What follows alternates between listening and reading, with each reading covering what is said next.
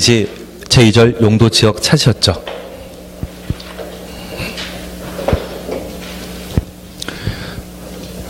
시험 볼 때까지 용도지역, 용도지구, 용도구역에 대해서는 똑같은 방식으로 설명드리게 될 겁니다. 그런데 우리가 한글 처음 자제분들 가르쳤을 때 기역, 니은, 디귿부터 가르치셨죠. 그러면 여기 용도지역, 용도지구, 용도구역 구분하는 것은 기역, 니은, 디귿, 알파벳 공부하는 것과 똑같습니다. 이게 갖춰주셔야만 공부 전반에 관한 사안들을 이해하실 수 있습니다. 다만 얘는 시험 볼 때까지는 다들 잘 알고 계시고 문제 내면 다들 맞추시더라고요. 처음일 때만 좀 힘드시지만 점점 시간 지나게 되면 마음 편하실 겁니다. 그래서 앞으로 우리가 공부하게 되면 용도 지역, 용도 지구, 용도 구역,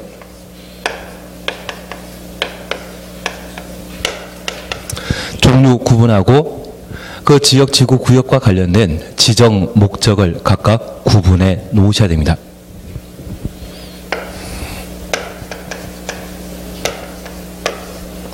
그리고 저 지역, 지구, 구역은 도시군 관리 계획의 입안 결정 절차로 정해지게 됩니다.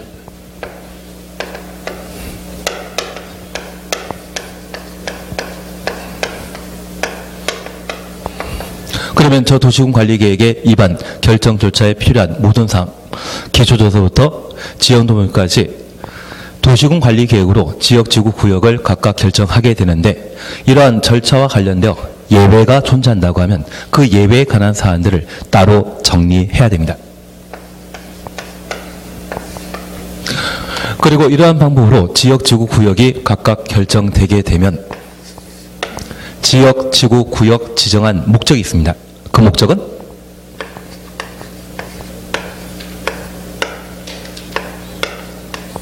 행위 제한입니다. 우리가 중개사 6과목을 함께 공부하는 목적은 합격하는 게 목적입니다. 다만 민법을 공부하는 목적은 사력 구제는 안 되지 않습니까? 사적 자치. 내가 한 대 맞았다고 해서 한 대 패는 것 안 됩니다. 나중에 유효 무효에 관한 법률행위 관계를 모두 따진 상태에서 민사소송을 통해 손해배상 청구하는 게 목적입니다. 그래서 민법에서는 손해배상 청구와 관련된 각종 제도들을 마련하게 되는데 그걸 공부하는 게 목적이고 부동산 공부과 관련되어서는 지역, 지구, 구역을 구분하게 되면 그 목적은 행위 제한을 파악하는 것이 목적입니다. 여기 행위 제한과 관련되어서는 위락설은 어디에만? 상업지역에만 건축할 수 있습니다.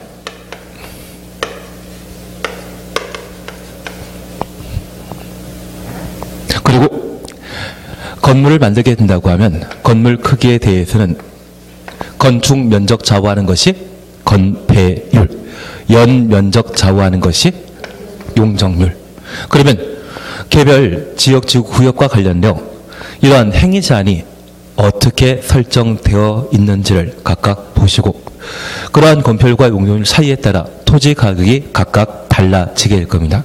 앞으로 공부하게 되면 이 체계로 함께 공부하게 됩니다. 여기 지역, 지구, 구역과 관련된 종류 구분은 가끔 시험에 나옵니다. 그런데 그 가끔이 올해도 나왔고 작년에도 나왔습니다. 한 문제가 계속 시험에 반복되는 것이 이쪽입니다. 절차 자주 나옵니다. 그리고 행위 제한 매년 나옵니다. 그래서 지역, 지구, 구역 관련된 사안에 대해서는 충분히 그 내용을 숙지하셔야 됩니다. 우선 첫 번째 용도 지역에 관한 사항을 함께 살펴보시는데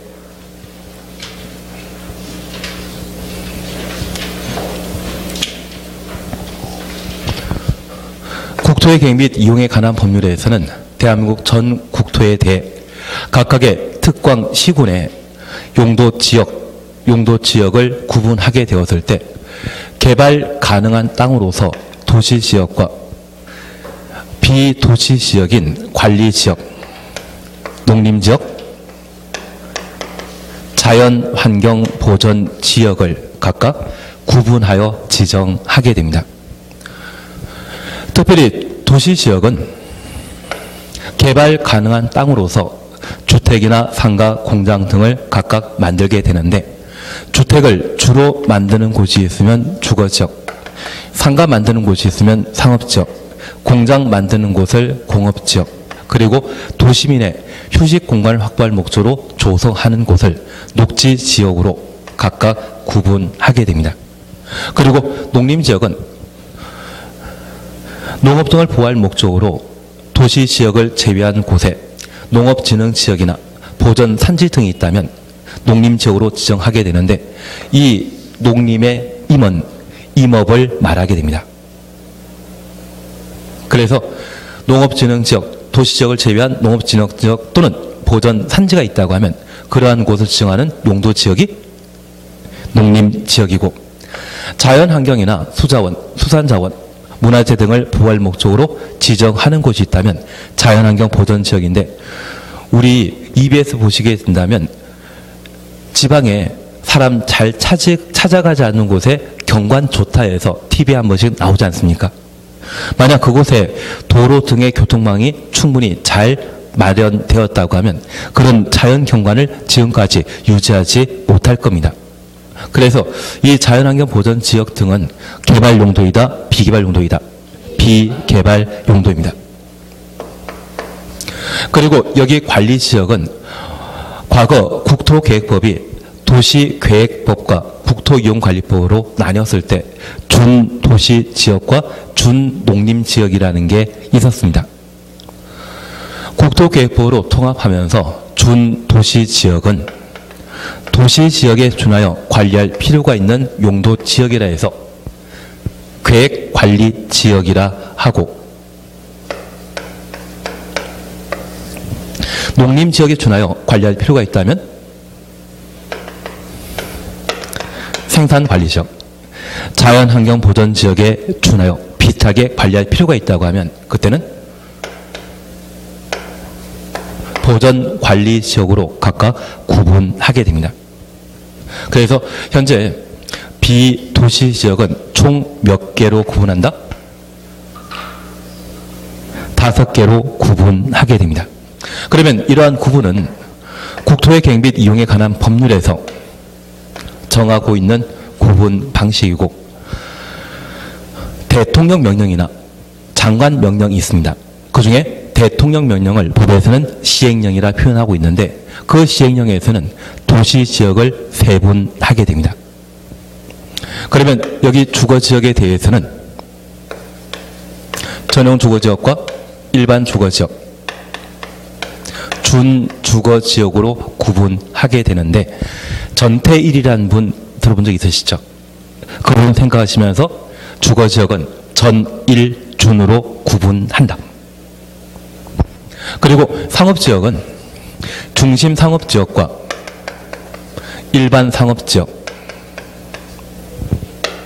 근린상업지역, 유통상업지역으로 각각 구분하고 있습니다. 요즘은 중일도 알바하지 않습니까? 그래서 편의점에서 무거운 물건 들었다 놨다 하다 보면 그게 운동되고 자연스럽게 근육면이 되죠. 그래서 식스팩을 가지게 된다고 하면 아마 알바에서 그렇게 얻어진 게 아닌가 싶습니다. 그래서 중일도 알바하면 근육 생긴다. 중일 근육입니다. 마음엔 들지 않지만 그냥 사람 잘못 만났다 생각하시고 저렇게 해주시는 겁니다. 중일 근육입니다. 그리고 공업지역과 관련되어서는 전일준입니다. 전용 공업지역과 일반 공업지역, 준공업지역으로 현재 구분하게 됩니다. 그래서 주거지역과 공업지역에 있어서는 각각 전일준입니다. 그리고 녹지지역은 도시지역에 포함되어 있는 공간으로서 도시지역 내 자연 경관을 보호할 필요가 있다고 하면 그때는 보전 녹지지역으로, 농업적 생산이 필요하여 개발을 유보할 필요가 있다면 생산 녹지지역, 장내 도시지역의 용도로 사용될 수 있는 그런 공간이 있다면 그때는 자연 녹지지역으로 각각 구분하게 됩니다. 그래서 녹지지역은 자연 녹지지역과 생산 녹지지역, 보전 녹지지역으로 각각 구분하게 되는데, 이 녹지지역을 구분하게 되었을 때 그래도 재산 가치가 가장 높은 땅은 자연 녹지지역이죠. 그리고 생산 녹지지역과 보전 녹지지역을 비교하게 되었을 때 재산 가치가 높은 곳은 생산 녹지지역입니다. 그런데 김영란법 때문에 이 생산 녹지지역에 계신 분들이 많이 고생하신다더라고요. 그러면 이 생산 녹지지역은 도시지역에 근접한 곳으로서 화훼 농가가 그렇게 많다고 합니다. 꽃을 키우게 된다고 하면 다른 지역으로 옮기게 되었을 때 시간이 많이 걸리게 되면 훼손되게 되는데, 도시지역에 생산 녹지지역에 화훼를 조성하게 된다면 꽃을 판매하기 쉽다고 하더라고요. 그런데 김영란법 때문에 요즘 사가신 분 안 계시죠? 그래서 신문 보니까 나를 몇 년 동안 키웠던 게 팔리지 않아서 그냥 들고 가라고까지 하는 분도 계시는 것 같습니다. 이번에 김영란법 일부 개정된다는 이야기를 하는 것 같습니다. 김영란법 만들어줘도 돈 받을 거는 받으시고 상납할 분은 다 상납하시는 것 같더라고요. 이게 시행이 돼야 되지, 취지는 좋은데 시행이 돼야 되지 제대로 안 되는 것 같습니다. 생산 녹지지역 이해되시겠습니까? 반면에 보전 녹지지역이라면 도시지역에 편입되어 있지만 그래도 자연 경관이 우수한 곳을 보호하기 위해 지정하는 곳인데, 우리 남양주 같은 경우는 천마산 일대가 되지 않나 싶습니다. 서울 같은 경우는 남산이 그 대표적인 장소가 되게 됩니다. 그러면 여기 도시지역은 주상공로로 각각 구분하고 비도시지역은 관농자로 구분하게 되는데, 관리지역은 계생보입니다. 계획관리지역, 생산관리지역, 보전관리지역. 계획관리지역은 도시지역에 준해 관리할 필요가 있는 곳, 생산관리지역은 농림지역에 준해 관리할 필요가 있는 곳, 보전관리지역은 자연환경 보전지역에 준해 관리 필요한 곳을 말한다. 구분되신 겁니다. 그래서 비도시지역은 총 몇 개? 5개입니다. 그리고 전용 주거지역은 주택 형태가 단독택과 공동주택, 주상 복합으로 나뉘지 않습니까? 너무 많습니다. 대신 이게 처음에는 참 힘들게 보이시지만 이게 시험 볼 때까지는 자연스럽게 다 숙지되기 때문에 이거 가지고 틀리는 경우가 없습니다. 그냥 한번 계속 반복해 들어주시는 겁니다. 이쪽은 내우라는 이야기는 안 드립니다. 그냥 계속 반복해 나갈 겁니다. 여기 전용 주거지역은 1종 전용 주거지역과 2종 전용 주거지역으로 각각 구분하게 되는데, 여기 전용 주거지역에 있어서 단독택 중심으로 양호한 주거 환경을 보호할 목적이라면 전용 주거지역이라, 1종 전용 주거지역이라 표현합니다. 그리고 2종 전용 주거지역은 공동주택 중심의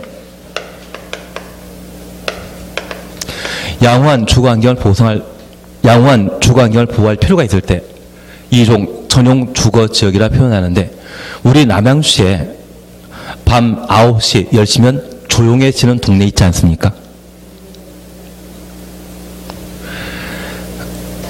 9시면 참 동네 조용한 단독택 밀집지역이 있다면 걔들은 다 1종 전용 주거지역이에요. 그리고 빌라라 분류는 다세택이 만들어져 있는 그런 곳이 있지 않습니까? 그런 곳이라면 대부분 2종 전용 주거지역이 되게 됩니다. 그리고 일반 주거지역은 편리한 주거환경을 조성할 목적으로 지정하는 용도 지구인데 1종, 2종, 3종으로 각각 구분하고 있습니다. 1종 일반 주거지역은 주택으로 사용 층수가 4계층 이하의 저층 주택을 주로 만드는 곳이고, 2종 일반 주거지역은 중층, 한 7년 전만 하더라도 저 중층은 15층 이하였는데 최근에는 층수 제한 없이 중층 주택 중심을 만드는 곳이 2종 일반 주거지역이 되고 있습니다. 그리고 3종 일반 주거지역은 중고층 중심의 편리한 주거 환경을 조성하기 위해 지정하는 용도 지역을 3종 일반 주거 지역이라 표현하게 됩니다. 보통 이곳에는 35층이나 심지어 송파 같은 경우에는 송파 같은 잠실 주공 아파트 1단지 같은 경우는 재건축하면서 50층까지 올리겠다는 이야기 하더라고요. 그래서 압구정 현대아파트 있는 곳이라고 하면 이런 곳으로 이해해 주시면 됩니다. 그리고 준주거지역은 주상복합 건물이 주로 만들어지는 것으로서 주거 기능이 중심이지만 주거 기능 외 상업 기능과 업무 기능의 보완이 가능한 곳이 준주거 지역이 되게 됩니다. 그래서 전용 주거 지역은 밤 9시 이후면 참 조용한 곳. 대신 아파트가 많이 밀집해 있는 곳이라고 하면 동네 한켠에 편의점이나 밤 12시가 되어도 찾아갈 수 있는 가게들 문 열려 있는 곳 있죠. 살기 편리하지 않습니까? 그러한 곳이라면 일반 주거 지역, 주상복합 건물이 만들어져 있는 곳이 있다면 준주거 지역으로 각각 구분하게 됩니다. 차이점 조금 이해하시겠습니까? 차이만 지금은 이해하십시오. 주거지역에 대해서는 전일준으로 구분한다. 전용 주거지역은 단독택, 공동택 기준으로 구분하고 일반 주거지역에 있어서는 저층, 중층, 중고층으로 주상 복합 건물이 만들어지는 곳이 있다면 준주거지역으로 구분한다. 그리고 중심 상업지역은 도심과 부도심의 상업 기능을 제공하기 위한 공간으로서 우리 남양주시에는 도심, 이번에 만들어지는 다산 신도시이거든요. 개발되면 그냥 스쳐 지나가실 겁니까? 어떻게든 투자를 해보시겠습니까? 제가 지금까지 공부 강의 쭉 해왔을 때 도시개발구역이 지정되고 개발사업 하게 되면 많게는 10배 이상 올랐고요. 아무리 못해도 한 3배 정도 다 올랐거든요. 그냥 넘어가도록 하겠습니다. 그래서 항상 우리가 지금 부동산 공부하고 있는 주된 목적, 부동산의 가장 중요한 것은 토지와 건축물이지 않습니까? 땅은 딱 두 가지입니다. 내가 현재 사놓은 땅과 앞으로 살 땅입니다.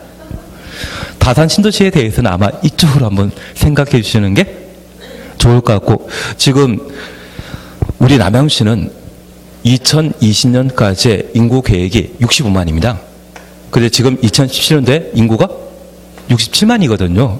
그러면 도시군 기본 계획은 사실 20% 정도 좀 좋게 그립니다. 그래서 만약 65만이 2020년에 목표라면 이때 아마 한 60만만 달성되더라도 또는 55만 이상만 되더라도 남양주시에서는 도시계획 잘 이끌었다 생각할 텐데, 지금 2020년 이전에 이미 목표를 초과했다고 하면 이것 인구 성장이 좀 더 빨라질 수 있다는 이야기거든요.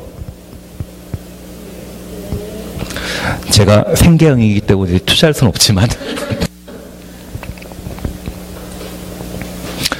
여기 남양주에 대해서는 잘 봐주시는 게 좀 필요할 것 같습니다. 계속하도록 하겠습니다.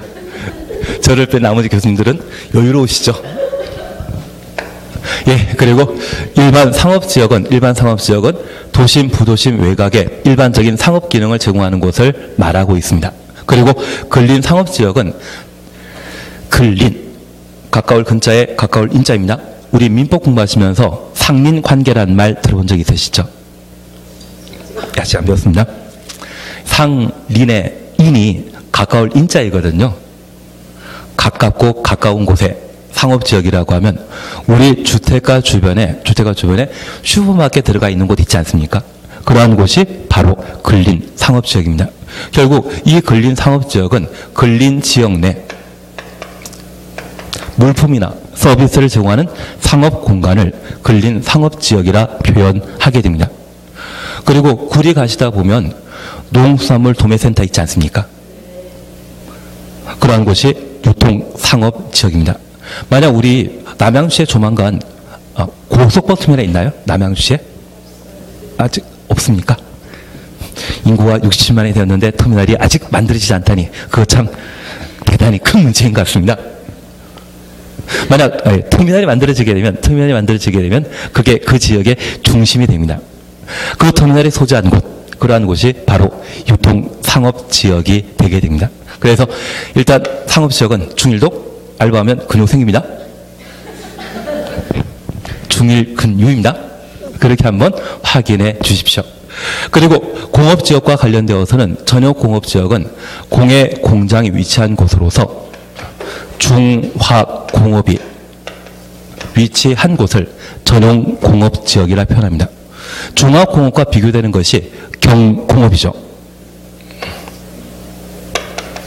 준공업지역이 경공업이 위치한 곳으로서 주거기능과 상업기능, 업무기능에 보완 가능한 곳을 준공업지역이라 표현합니다.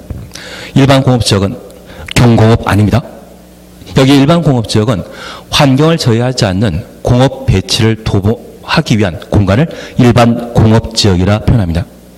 중공업은 어디? 전용공업지역. 경공업 어디? 준공업지역. 그래서 반도체 공장 등이 만들어지게 된다고 하면 이때는 일반공업지역에 위치할 수 있는 공업 형태라고 이해해 주십시오. 근데 반도체 만드는 공장도 공해 배출 많이 한다더라고요. 그냥 이렇게 좀 정리해 주시는 겁니다. 그리고 녹지 지역과 관련되어서는 자연녹지 지역, 그리고 생산녹지 지역, 보존녹지 지역으로 각각 구분한다라는 것 확인하시고, 장래 도시용지 이야기 나오면 자연녹지 지역으로, 그리고 생산녹지 지역은 농업적 생산을 도모하기에 개발을 유보하는 곳, 보존녹지 지역은 도시 지역 내 자연 환경을 보호하기 위해 지정되는 용도 지역을 보존녹지 지역이라 표현하게 됩니다. 그러면 저 도시 지역을 국토의 계획 및 이용에 관한 법률에서는 총 16개로 구분하고 있습니다. 주거지역과 관련되어 총 6개이죠. 상업지역 4개 시죠. 그리고 공업지역 3개, 녹지역 3개, 총 16개.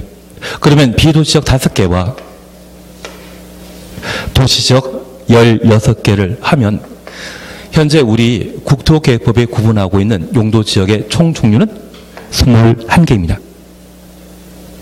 되신 겁니다. 그러면 이런 용도지역 어떤 방법으로 지정 변경한다? 절차. 도시군관리계획으로 결정하는 것이죠. 저 용도지역이 결정되게 되면 행위제한 기억나십니까? 제가 했던 것 다른 거 없었는데요.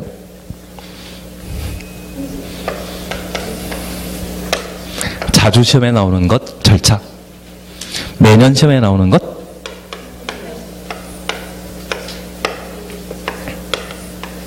행위 제한. 올해도 시험에 나왔습니다. 앞으로도 계속 나올 게 행위 제한인데 얘 언제까지 외우신다? 시험 볼 때까지만. 오늘 문제를 풀긴 푸는데 시험 볼 때까지만 같이 보시면 됩니다. 저 많이 부담 드리려고 안 하는데. 예, 우선 76페이지 찾으셨죠? 1번 지정권자. 지정권자는 도시군 관리 계획의 결정권자입니다. 양가 1번입니다. 국토교통부 장관, 지도이사, 대도시장은 가로 해놓습니다. 대도시시장을 끝나면 결정권자이죠. 이들이 도시군 관리 계획으로 용도 지역을 결정하게 됩니다. 옆에 페이지. 도시역과 관련된 종류 그냥 지나가시고 관리 지역 찾으셨죠? 보전 관리 지역을 보십니다. 자연환경 보호 등의 도조 밑에 자연환경 보전 지역으로 지정하여 관리하기가 곤란한 지역, 자연환경 보전 지역으로 지정하여 관리하기 곤란한 지역 가로 해놓습니다. 이 말 나오면 얘는 보전 관리 지역에 대한 설명입니다. 앞에는 예시사항이기 때문에 이거 가지고 정답을 바꾸게 만들 수 없습니다. 자연환경 보전지역을 지정하여 관리하기 곤란한 지역이면 보전관리지역이다. 생산관리지역은 농업 등을 위해 관리 필요하나 주변 용도지역과의 관계를 고려할 때 이제 핵심입니다. 농림지역을 지정하여 관리하기 곤란한 지역, 농림지역으로 지정하여 관리하기 곤란한 지역 가로만 해놓습니다. 계획관리지역입니다. 도시지역의 편입이 예상되는 지역이나 자연환경을 고려하여 제한적인 이용개발하려는 지역으로 계획적 체계적 관리가 필요한 지역, 관리가 필요한 지역에만 반놓습니다. 정확히 말씀드리면 도시지역에 준하여 체계적으로 관리할 필요가 있는 곳을 계획관리지역이라 표현하게 됩니다. 그래서 보전, 생산관리지역과 마찬가지로 계획관리지역의 경우에도 도시지역으로 지정하기 곤란하다. 이런 취지의 질문 나오면 그때는 계획관리지역으로. 그리고 농림지역입니다. 도시지역에 속하지 아니하는 농지법에 의한 농업진흥지역, 농업진흥지역 줄만 쳐놓습니다. 산지관리법에 의한 보전산지, 보전산지 줄여놓습니다. 농립업을 진흥하고 산림을 보존하기 위해 필요한 지역. 그래서 농림지역과 관련되어서는 농업진흥지역, 우리 절대농지란 말 들어본 적 있으시죠? 그 절대농지가 바로 농업진흥지역입니다. 그리고 보전산지, 이곳이 농림지역의 구성 표현이 됩니다. 그리고 자연환경보전지역 찾으셨죠? 자연환경 등의 보전과 수소한 자원의 보호 육성을 위해 필요한 지역. 그래서 자연환경이라는 말 쓰게 되면 자연환경보전지역의 기본 설명으로 봐놓습니다. 시험에 나오는 것은 문화재이더라고요. 문화재 보전이라는 말 쓰더라도 이때 자연환경보전지역으로 지정할 수 있다. 그렇게만 하나 확인하십니다. 한 장 넘기십니다. 양가 3번 용도지역입니다. 별표 하나 해놓으시고 얘는 언제까지 온다?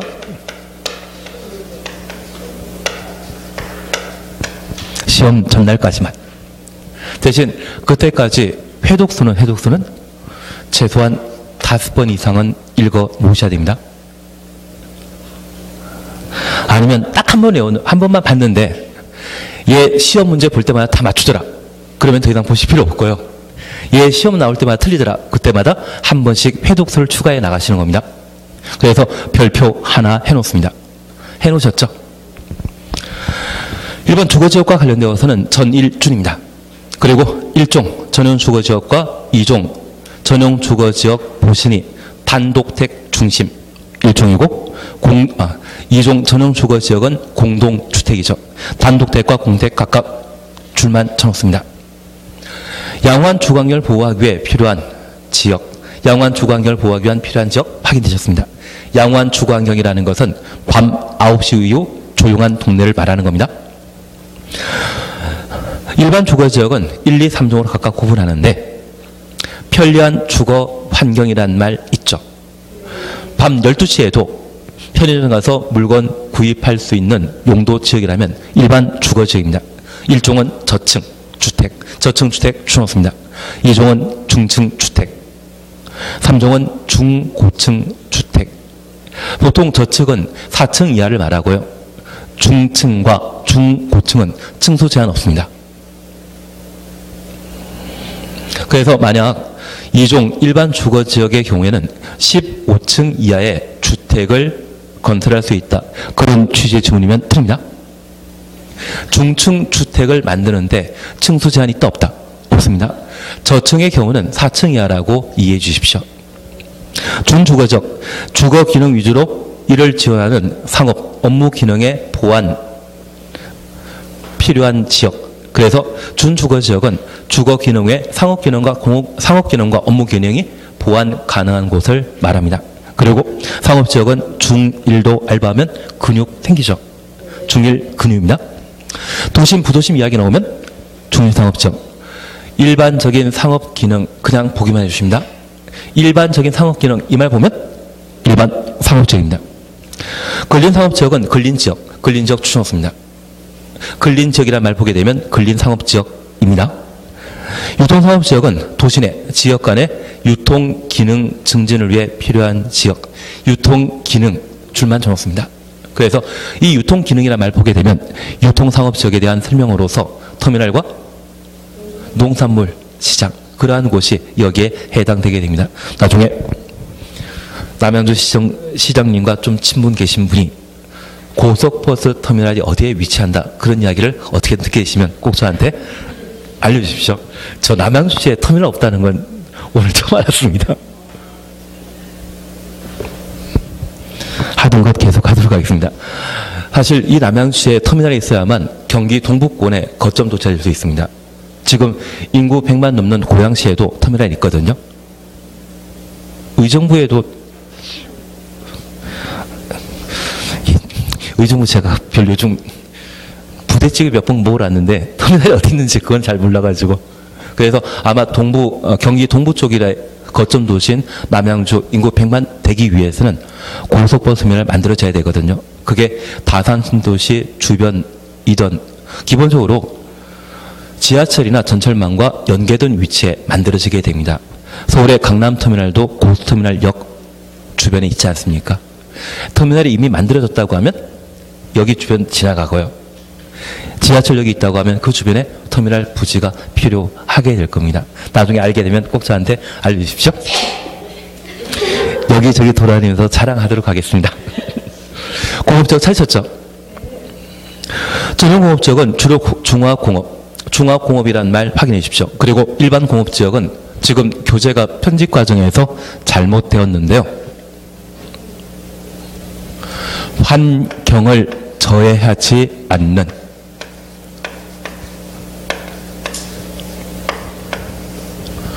공업 배치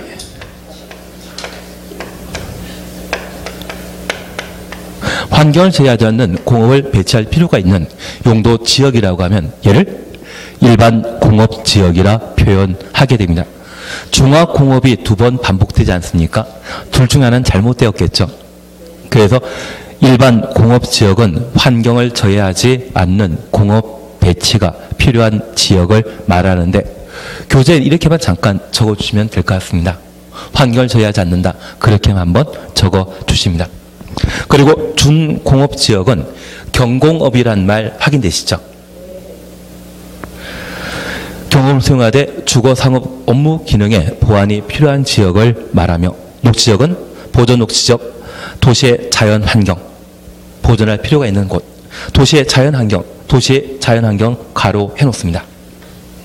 만약 비도지역의 자연환경 보호할 필요가 있다면 자연환경 보전지역이 지정되겠죠.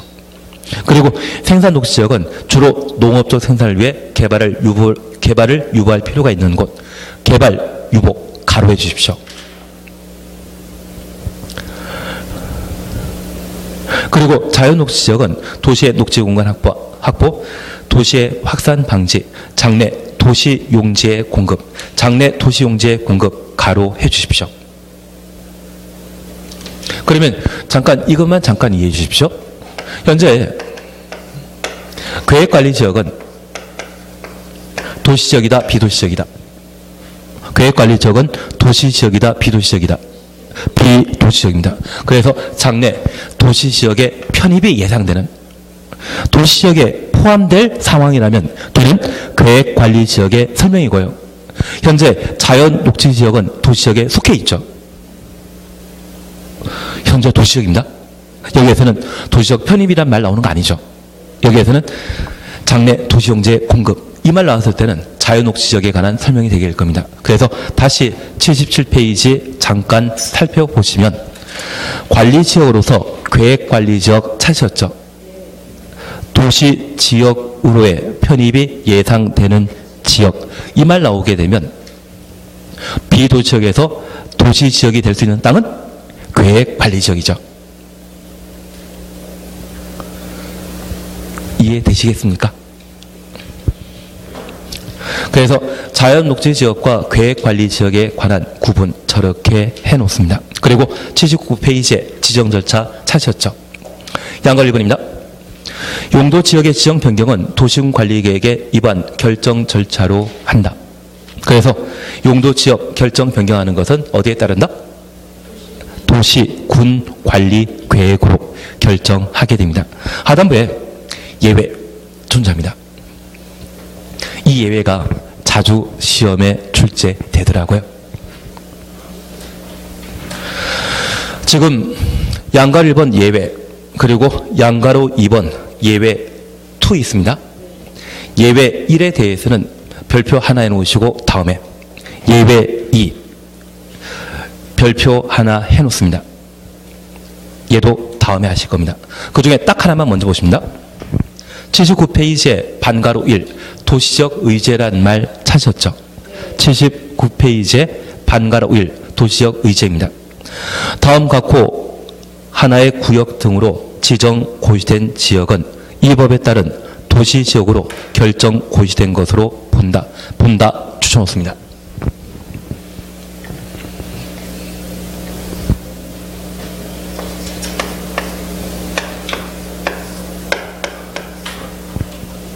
여기 본다와 관련되어 우리 민법 공부하시면서 성년의제란 말 들어본 적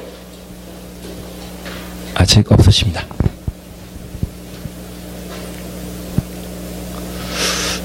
그래도 민법을 위한 예석 관계로서 잠깐 이야기 드리겠습니다.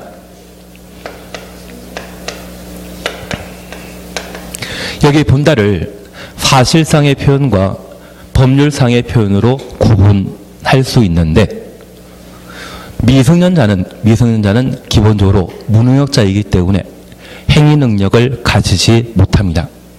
그런데 저 성년, 미성년에 관한 구분은 민법의 규정에 따른 것으로서 19세 이상이라면 법률상 성년자이고 19세 미만이라면 미성년자입니다. 다만 저 미성년자랄지라도 결혼하게 되면 사적 관계에 있어서의 법률 행위는 성년과 대등한 법률 행위를 할 수 있습니다.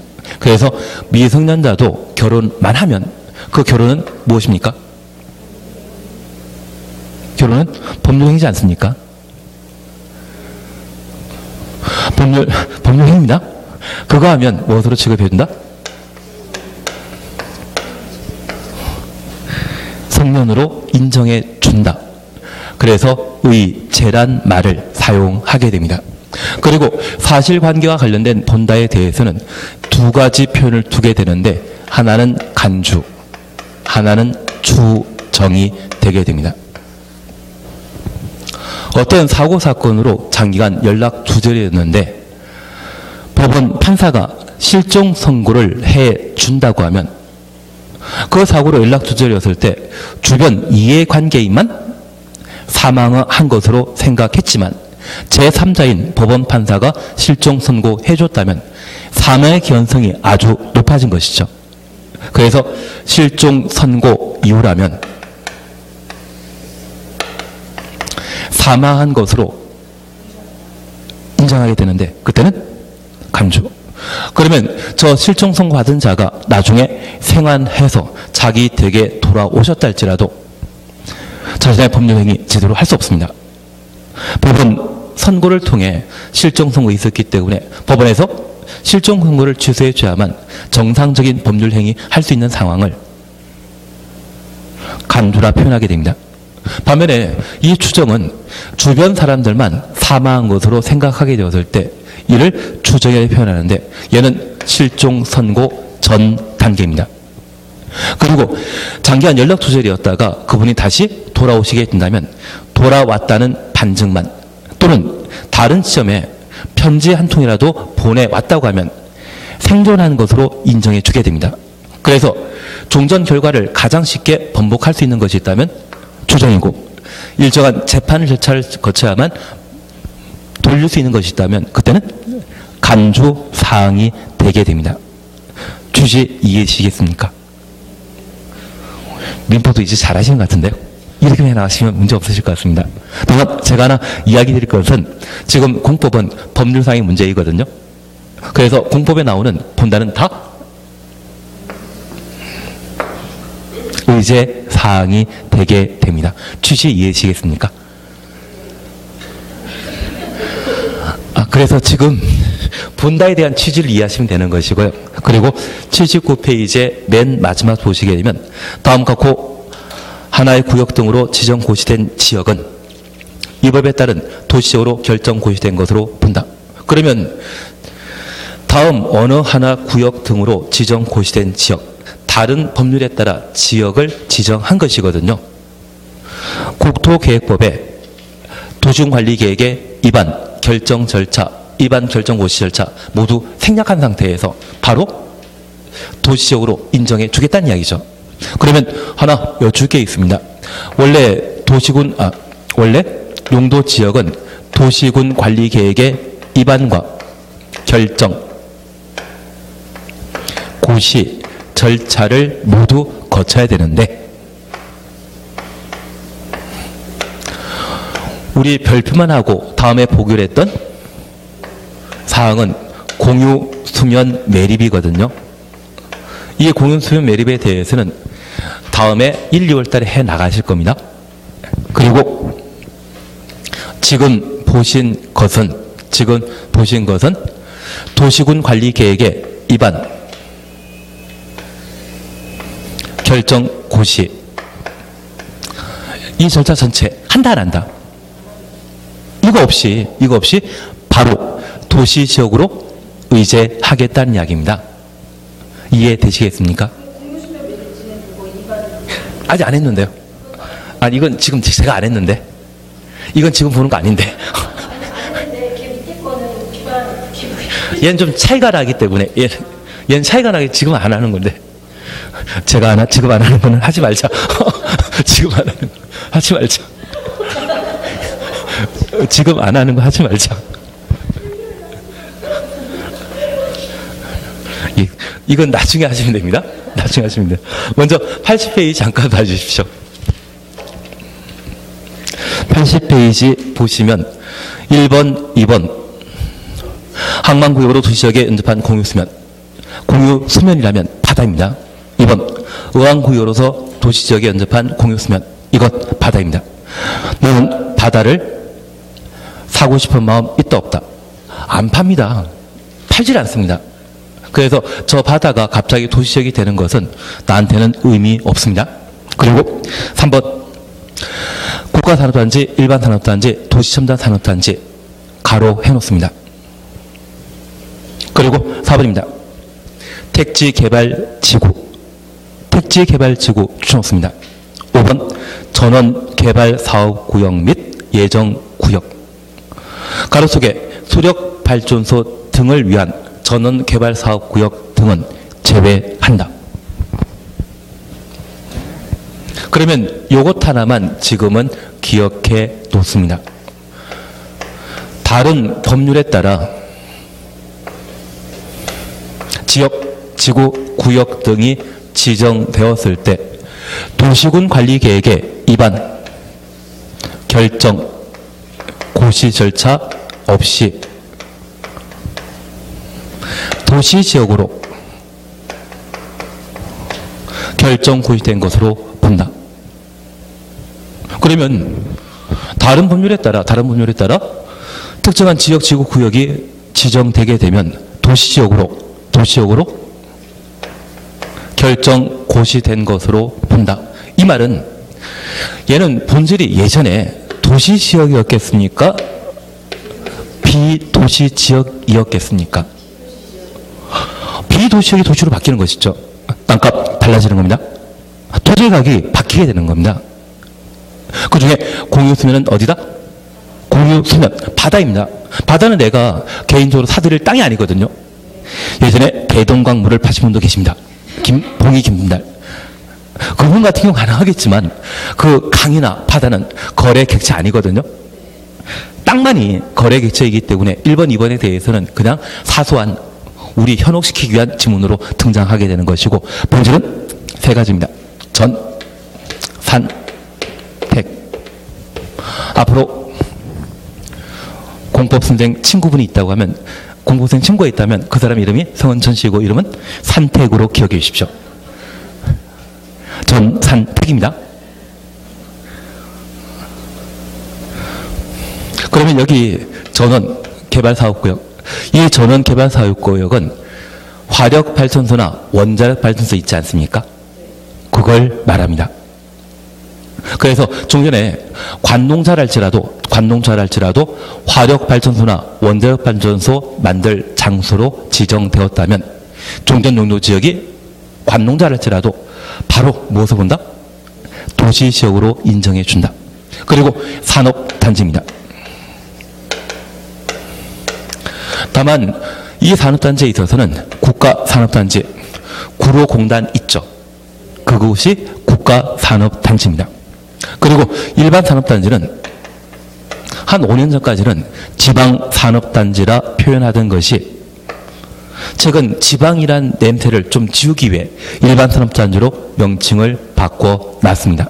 그리고 도시 첨단 산업단지, 각종 연구소나 또는 반도체 등등을 만드는 그런 공간이 있다고 하면 이때는 도시 첨단 산업단지로 표현하게 되는데, 이게 도시적 안에 중화공업이 위치해서 구석에서 까만 연기가 나오게 된다고 하면 환경 오염될 수 있지 않습니까? 다만 이 도시적이라 할지라도 일자리는 좀 만들 필요가 있기 때문에 그런 공해 배출 좀 저조한 공해 배출이 거의 없는 공장을 입지시키기 위해 조성하는 공간이 바로 도시 첨단 산업단지입니다. 그래서 자동차 공장이나 엘리베이터 공장이 있다고 하면 이러한 것들이 여기에 위치하더라고요. 우리 이천에 현대 엘리베이터 있다는 이야기 들어본 적 있으십니까? 네, 넘어가도록 하겠습니다.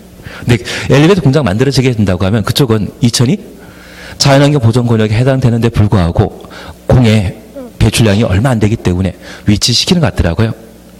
그런데 이러한 세 가지 산업단지 보셨는데, 농공단지는 눈에 보인다 안 보인다? 눈에 안 보입니다. 저 농공단지는 용도 지역 변경 요건 아닙니다. 산업단지에 있어서 무엇? 국가산업단지와 일반 산업단지, 도시 첨단 산업단지. 하여튼 이상한 용어로는 또 들으셨습니다. 도시 첨단 산업단지.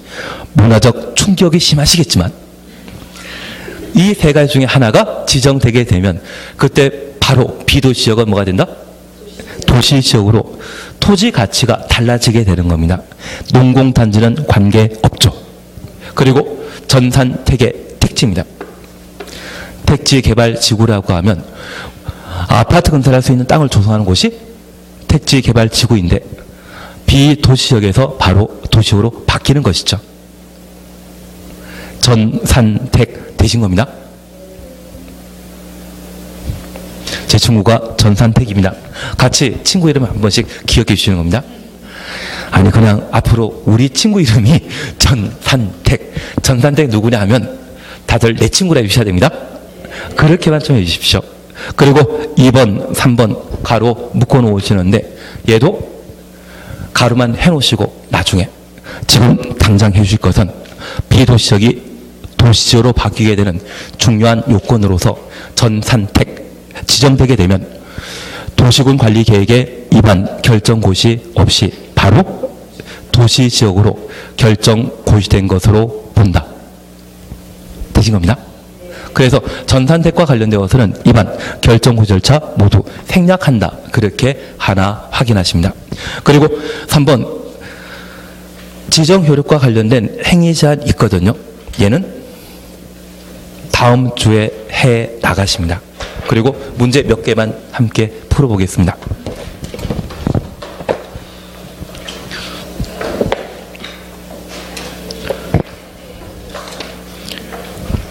(81페이지) 찾았습니까? 81페이지 찾으셨죠? 3번부터 함께 보십니다.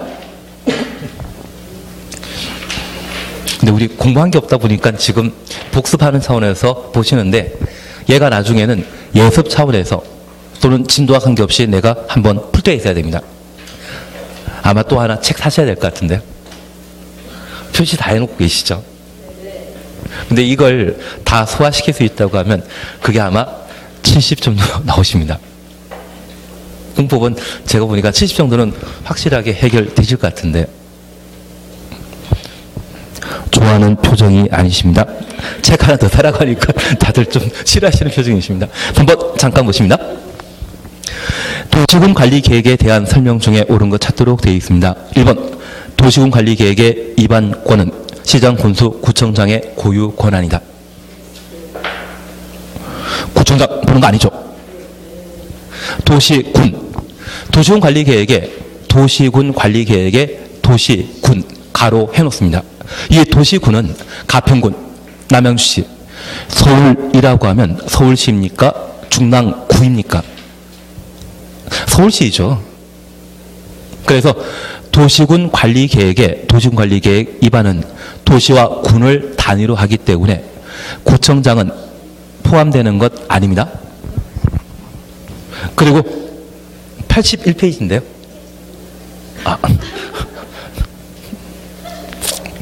제가 어떻게 구제해드릴 방법이 없기 때문에 구제할 방법이 없기 때문에 죄송합니다. 감사합니다. 대신 제가 감사드리겠습니다. 2번 차셨죠? 광역도시계획이 수립되어 있는 시군에서는 도시군 관리계획을 수립하지 아니할 수 있다. 생략 가능한 것은 기본계획만 생략 가능하고 광역도시계획과 도시군 관리계획은 반드시 존재해야 됩니다. 그래서 2번 틀립니다. 그리고 3번 도심지의 상업지역에 지구 단위 계획을 위반하는 경우에는 환경성 검토를 실시하지 아니할 수 있다. 얘가 정답인데 오늘 저 생략 서류 안 했습니다. 얘가 나오게 되면 경미한 사항에 해당되거든요. 외워야 할 게 몇 개 있습니다. 그 외워야 할 거는 제가 1, 2월 달 진도 나갈 때 같이 하도록 하겠습니다. 답은 3번이지만 지금 3번에 대해서는 아주 좀 까다로운 지역적인 걸로 생각해 주십시오. 4번입니다. 도시군관리계획의 수립 기준은 시도지사가 정한다? 기준 나오면 장관이죠. 예, 장관이 기준 정합니다. 그리고 5번입니다. 주민은 기반시설의 설치에 관한 도시군관리계획의 위반 제한권을 갖지 아니한다. 앞으로 남양주에 존재하는 대학은 무엇이었습니까? 기지산대. 기반시설의 설치 정비 계량이었습니다. 지구다리 계획이었습니다. 산업유통개발진흥지구. 폐지되는 용도지구의 행위제한을 대체하기 위한 지구단위 계획. 그래서 앞으로 남양주에 있는 대학은 기지산대였습니다. 저랑 잘못 엮였다 생각하시고 시험 볼 때까지 계속 가십니다. 그리고 우리 약속하시길 저 기반설에 있어서는 토지의 면적 5분의 4 이상의 동의 필요하고 세 가지에 있어서는 면적 3분의 2 이상의 토지 소유자의 동의 필요하며 위반 제한하게 되면 처리 절차는 45일 이래 30일 법인의 기간 연장할 수 있다. 비용 부담 정부 돈을 일부 나야 되죠. 할 수 있다. 임의 규정이었습니다. 그러면 이거 나오면 다 맞추십니다. 그리고 얘가 올해 개정 사항이기 때문에 올해 안 나왔거든요. 그러면 내년에 출제될 가능성이 높습니다. 워낙 중요한 파트이고 오랜만에 개정되었기 때문에 시험거리라 생각해 주셔야 됩니다. 면적 기반시설은 5분의 4, 나머지 세 가지는 3분의 2. 그런 부분과 45일이라는 것을 꼭 챙겨놓는 겁니다. 4번입니다. 도시관리계획의 수립 절차에 관한 설명으로 옳은 것 찾도록 되어 있습니다. 1번 위반권자가 용도 지역 지구 구역의 지정에 관한 도시군 관리 계획을 위반하려면 추놓습니다. 해당 지방의회 의견 들어야 한다. 가로 해놓습니다. 그러면 도시군 관리 계획 위반 시에는 기초조사, 주민 의견 청취, 지방의회 의견 청취를 필수 사항으로 정해 놓고 있습니다. 위반권자가 지방의회 의견 청취 들어야 된다. 맞죠? 그리고 우리 이것 하나 기억나십니다. 애기를 보면 지지. 그러면 용도 지역 등의 지정 변경에 있어서는 지방의회 의견 청취는 필수사항인데 지구단위 계획은 생략할 수 있다고 하면 얘는 강행 규정이 아니라 임의 규정이라는 것 기억나시죠? 지지는 임의사항이었습니다. 생략 가능하다. 그것만 기억해 놓습니다. 1번 맞죠? 지지만 임의사항이고 용도 지역 지정 변경은 필수사항, 지방의회 의견 청취가 필수사항이기 때문에 들어야 한다. 위반권자가 위반 시에 지방의회 의견 청취한다. 맞죠? 2번입니다. 시장 군수는 10년마다 타당성 여부를 전반적으로 재검토하고 정비해야 한다. 타당성 검토는 5글자이기 때문에 5년마다. 3번입니다. 도시군 관리계획 결정은 고시된 날부터 5일 후에 효력 발생한다. 도시군 관리계획은 구속력 있는 토지이용 계획으로서 효력 발생 문제가 있었습니다. 지형 도면 고시한 날. 지형도면 고시한 날 효력 발생한다는 것 기억나시죠? 4번입니다. 주민으로부터 도시군관리계획의 위반을 제한받은 자, 위반을 제한, 가로 해놓습니다. 위반 제한입니다. 제한된 도시군관리계획의 위반 결정에 필요한 비용 전부 추천했습니다. 부담시켜야 한다. 부담시켜야 한다. 가로. 두 군데 잘못되었죠. 전부 또는 일부. 전부 또는 일부. 한 군데 잘못되었고 부담시킬 수 있다. 임의사항입니다. 아주 친절하지 않으십니까? 두 군데나 틀린 지문 만들어줬다고 하면 출제하신 분 참 친절하지 않습니까? 성격 좋으신 분입니다. 그리고 5번입니다. 도시군관리계획 결정이 실효되면 관부의 실효 일자 등을 고시하고 이해관계인에게 서면으로 통지해야 한다. 도시군관리계획이 실효되면 관부에 고시하도록 되어 있습니다. 다만 이해관계인의 서면으로 통지한다. 이걸 가로해 놓으시는데 이 도시군관리계획은 특정인에게 적용된다. 불특정 다수에게 적용된다. 불특정 다수에게 적용되는데 우리나라 국민이 5천만 명입니다. 5천만 명에게 서면으로 통지하게 되면 우편 요금은 어떻게 처리할 것인지. 그래서 이 서면 통지는 없습니다. 직접 이해관계인일 때만 서면 통지 가능하지만 얘는 불특정 다수가 적용 대상이기 때문에 서면 통지는 없는 것이 특징입니다. 그래서 4번은 답을 1번으로. 5번입니다. 국토교통부 장관이 결정할 수 있는 사항 아닌 것 찾도록 되어 있습니다. 1번 장관이 위반한 사항, 2번 국가계획과 연계하여 가로 해놓습니다. 시가조정구역의 지정. 3번 도시자연공원구역. 도시자연공원구역은 시도지사와 대도시장이 결정했었습니다. 장관 결정 사항 아니죠. 4번 개발제한구역, 5번 입지규제 제소구역. 그래서 답을 3번으로. 그러면 하나 빠져있는 게 해양수산부 장관이 결정할 수 있는 수산자원보호구역 기억나시죠? 그거 하나 빠져있는 것 같습니다. 한 장 넘기십니다. 네, 한 장 넘기시니 할 게 없어지는데요. 우리 건폐율 용적률을 아직 안 하셨고 지금은 용도 지역구만 해놓으셨거든요. 그래서 오늘은 여기까지.